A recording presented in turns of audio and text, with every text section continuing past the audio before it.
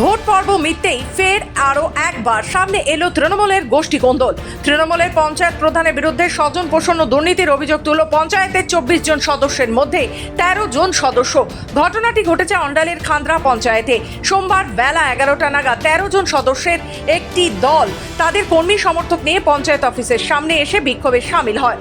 বিক্ষোভরত পঞ্চায়েত সদস্যদের দাবি, তাদের পঞ্চায়েতের প্রধান ও উপপ্রধান সিপিআইএম এর সঙ্গে হাত মিলিয়ে কাজ করছে।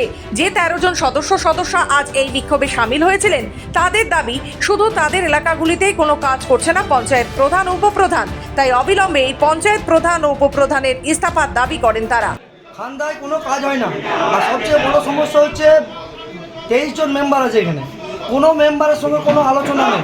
যে সমস্ত মেম্বাররা অ্যাকশন প্ল্যানের জন্য কোনো কাজ নেই, কাজ পঞ্চায়েত প্রধান উপপ্রধানকে জমা করে, কোনো আলোচনা করে না যে কোন কাজটা করব না করব, কি টাকা এলো, কোনো কিছু না। 4 জন মিলে পঞ্চায়েত চালাচ্ছে, প্রধান উপপ্রধান, আর এখানে একজন চামচা আছে সিপিএমের, ঠিক আছে, সুমিত চ্যাটার্জি, আর একজন মিলে চালাচ্ছে। ইলেকশন আগে কেন হলো না? ইলেকশনে পরে হচ্ছে এটা? ইলেকশনের পরে বলে ইলেকশন আগে এটা কেন উঠলো না? ইলেকশনের পরে হচ্ছে না হচ্ছে এটা বলা সম্ভব নয়। ইলেকশনের পরে মানুষ যখন দেখছে একদম মানে আর সয়া যাচ্ছে না, সইতে পারছে না মানুষ, সেই সময় কিভাবে দেখছো, কিভাবে এটা শর্ট আউট হলো? আমরা যেহেতু পঞ্চায়েত মেম্বার, আমরা তো একটা দলের তরফ থেকে পঞ্চায়েত মেম্বার হয়েছি, আমরা আমাদের উচ্চ নেতৃত্বকে জানাবো যে এই চলছে পঞ্চায়েত প্রধান উপপ্রধান। আমরা কি চাইছেন কি? আমরা চাইছি পঞ্চায়েত প্রধান এবং উপপ্রধানকে ইস্তফা দিতে হবে। আর যদি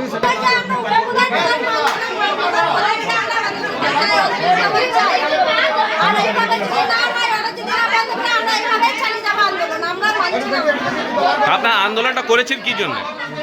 আমরা প্রধানের জন্য আন্দোলনটা করেছি। ওরা কোনো কাজ করছে না, ওরা সবকিছু সিদ্ধান্ত নিচ্ছে, আমাদের কোনো কাজ হচ্ছে না। আমাদের প্রধান তো টাইমে মিটিংয়ে আছে না, প্রত্যেকটা মিটিংয়ে এটাই আমাদের মিটিংয়ে থাকে না, আমাদের কোনো কাজ বলে না। তাহলে ওই জন্য আমরা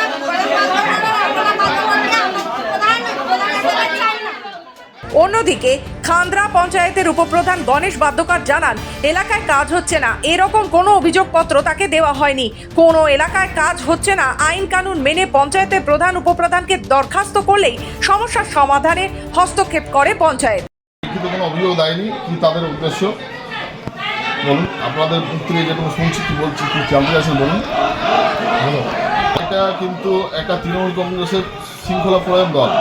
আমরা তৃণমূল কংগ্রেসের সঙ্গে আমি 3-3বারের পঞ্চায়েত সদস্য, শিবের আমল থেকে পঞ্চায়েত সদস্য আছি, ঠিক আছে। তো তৃণমূল কংগ্রেস এই ধরনের শিক্ষা দেয়নি যে তার একটা মানে এই ধরনের আন্দোলন, জঙ্গি আন্দোলন করে এই ধরনের একটা হ্যাকেল করা, এটা কিন্তু নয়।